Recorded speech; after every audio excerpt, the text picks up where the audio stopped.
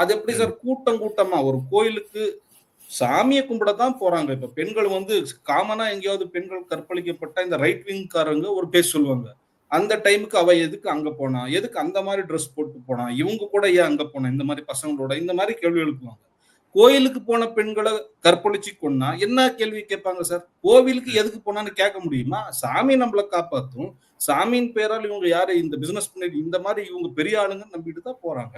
1980ல இருந்து சார் இதுவரைக்கும் தமிழ்நாட்டுக்கு தெரிஞ்ச கணக்கு நாமளும் பேசிட்டு இருக்குது 364 பெண்கள் 1983ல இருந்து இந்த 2024 வரைக்கும் 364 பெண்கள் காணாம போனாங்க அப்படிங்கிறது மட்டும் தான் தெரியும். நாம பேசிட்டு இருக்கிறது வெறும் பெண்கள் மட்டும் தான்.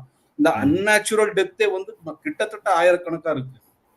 இப்போ கர்நாடகா உமன் வெல்ஃபேர் டிபார்ட்மெண்ட் வந்து அங்க லோக்கல் போலீஸ் ஸ்டேஷனுக்கு நோட்டீஸ் கொடுத்து கடந்த 20-30 வருஷத்துல அங்க காணாம போன கணக்கு சொல்லுங்கன்னா 2002ல இருந்து 2012 வரைக்குமே கிட்டத்தட்ட 900 பேர் அங்க காணாம போயிருக்காங்க. 2012ல இருந்து 2022 வரைக்குமே கிட்டத்தட்ட 250க்கும் மேற்பட்டவர்கள் அங்க காணாம போயிருக்காங்க.